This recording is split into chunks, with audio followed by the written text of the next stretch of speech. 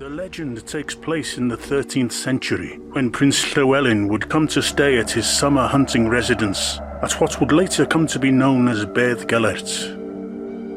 Of all his hunting hounds was one special dog, an Irish wolfhound called Gelert that had been given to him by King John. It was more than just the best hunting dog he had ever seen. It was also his beloved friend and companion, rarely leaving his side. One fateful day, the prince was out hunting with his household, leaving his new baby asleep in the bedchamber. As the hunt progressed, he noticed that Gelert was not amongst the pack. This troubled him, and he ended the hunt early and returned to his residence.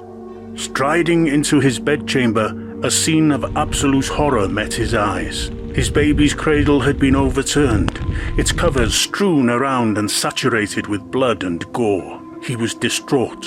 He detected a movement in the corner of his eye and turned to see Gelert, his coat and muzzle dripping with blood.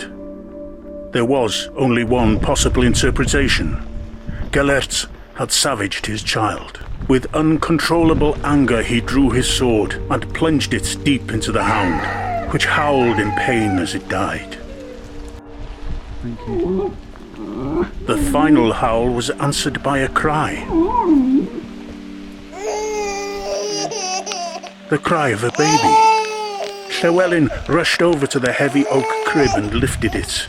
Beneath it lay, unharmed, his infant child. Next to it, drenched in blood, lay the body of a huge wolf that Gelert had killed. Seeing his mistake and overcome with remorse, Llewellyn cradled the dead dog and carried it down to the river, where it was given a hero's burial. Llewellyn was said never to have smiled again.